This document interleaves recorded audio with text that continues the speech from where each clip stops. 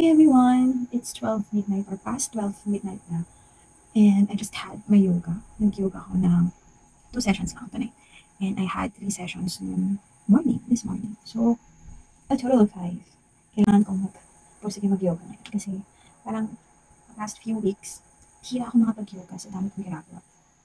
And then, syempre madami akong ginagawa. Kaya talagang nakaka-guilt yung mga nagdaang mga weeks. And medyo stressful. Marami tayong mga iniisip. Akala nyo lang wala akong iniisip. Pero may mga iniisip tayo. So, ayun lang. So, I think this is my first time na nakikipag-chikahan over a video, over YouTube. And sa totoo lang, nahihiya ako kasi wala naman ako sasabihin. Wala na din kasi ako may content. So, ayun lang. Gusto ko lang din na-try kung paano makipag-communicate sa harap ng camera. Kung paano makipag-usap sa camera na wala kang ganang kausap. Ayun, okay.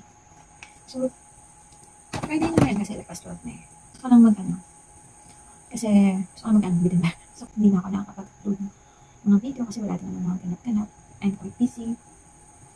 Halos lagi lang ako nandito sa kwarto. Madami akong mga gusto akong accomplish. Madami akong mga mini-details. Madami akong iniisip na gusto ko sana gawin. Everything. Ayun lang. Talaga buhay talaga pag walang trabaho na. Dami mong iniisip. Dami mong gusto gawin. Hindi mo naman magawa din.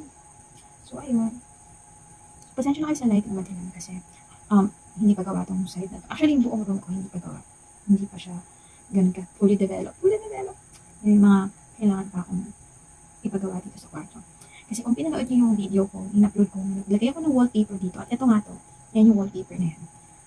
Parang 1 month, 2 months pa lang ako dito sa taas. Kasi sa baba kami nagka-kwarto before, since lumating kami dito.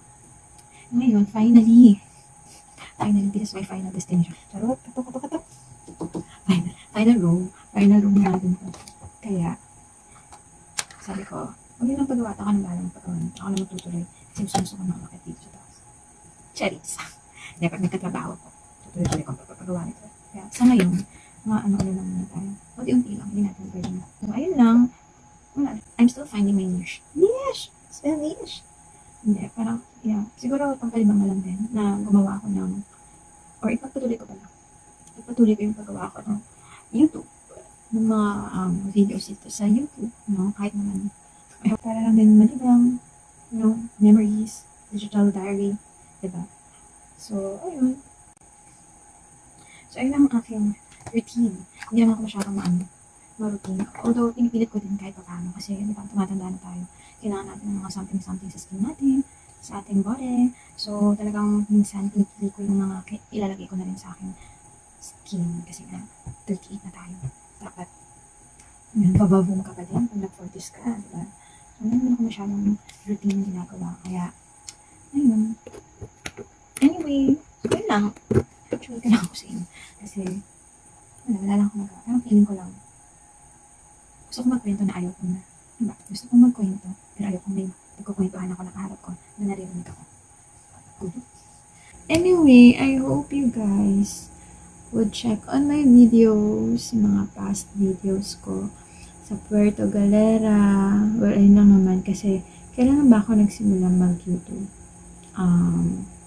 Yun talaga nag-upload ako, parang last year lang. 2022, parang late part of 2022, nung umuwi kami ng Mindoro, ng Puerto Galera, kasi taga doon si Happy. Pag may time, pumupunta kami sa kung saan-saan. So, sana panoorin yung mga past videos ko. Puerto Galera, ayan, tas yung pati dito sa amin sa Bulacan.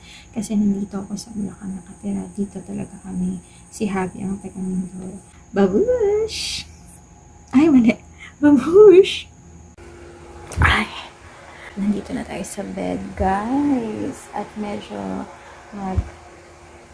gagawa tayo ng something lang dito sa aking table. Kasi hindi pa naman ako inaantok. So, I need to do something. Mag-journal lang ako. Kasi, nag-journal na ako kanina, pero I think I need to write something. Okay, so, ayan. Mag-journal lang ang lola mo. Usually, every morning. Tapos, minsan sa gabi, kapag may oras pa ako, lalo na kapag walang pasok na bukas ng nakakapagsulit pa ako ng something. Nakakapag-journal pa ako. Nakakapag-reflect. Hindi ko nagtapos ng bahay. Pero ito actually, nakita ko siya ulit sa gamit ko. So, bina-browse ko siya ulit ngayon. And nakita ko yung mga dati kong mga notes na nandito. So, parang nire-refresh ko lang ulit siya sa aking sarili. So, ayun lang.